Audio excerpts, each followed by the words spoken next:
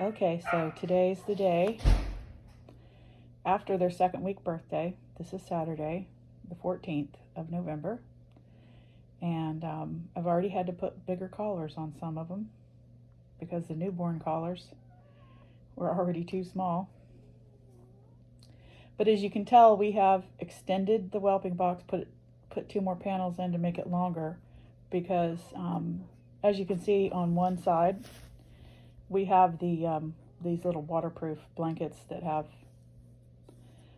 waterproof backing so it doesn't soak through to the floor or the blanket underneath. And then on the other side, we've put the paper down.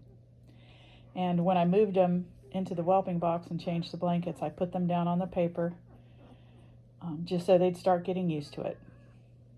But what happens is they will be, from now on, I'll make sure, of course, that they always end up on the blanket.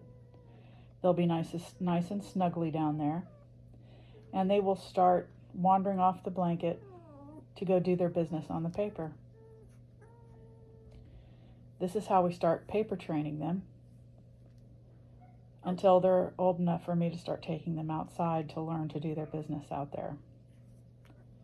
This way they're not laying in, sleeping in, nursing in their own mess. And that's very important for several reasons. The first reason being that Annie, their mother, is a poodle, and she is extremely particular. I have to keep the bedding clean and dry, or she won't want to get in there and nurse. And of course, it's very bad hygiene for the puppies to be laying and sleeping in their own pee and poo. Of course, they could end up with worms with that. It's just not good. So that's the two most important reasons to start paper training them. But as soon as their eyes are all of their eyes are mostly open right now. Their eyes are all open, but some of them are wide open. Their ears won't be open until the 3-week point or maybe a little later. And at that point, when their ears are open, that's also at the 3-week point, they're able to regulate their own heat at that point. So it's a little bit chilly outside. It's it's November 14th, and it's just going to get chillier. But I have to start exposing them to the outdoors and getting them used to it being a little chilly. And they'll start getting fluffier and fluffier, so they won't mind as far as their fur goes. But I have to start getting them used to going outside so that they don't become used to peeing and pooing inside. It's extremely important that we duplicate nature as much as possible in the phase of raising them underfoot, which is what we're doing. This is my master bedroom right here, so I literally sleep 3 feet away from them all night long. And they're handled every day. They've had their nails clipped. They all get bottle fed twice a day just to make sure that no one gets dehydrated, because there are 13 of them. So by the time they get home, they're extremely socialized to being handled and groomed.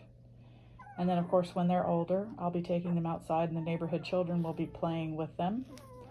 And, of course, the neighborhood children are supervised, but the neighborhood children are veterans of the litters of puppies. They know what to do. And then when the puppies are much older, around the 7-week point, then we let the children play with them for real. And that way the dogs are socialized to household noises, small children, strangers, other dogs, you name it. And when they go home, they're just well-balanced, anxiety-free, sweet little puppies. And that's how we do things. And I'm very proud of these little darlings. They're just absolutely fantastic dogs. Gorgeous, intelligent, and sweet as candy. So happy November 14th, y'all.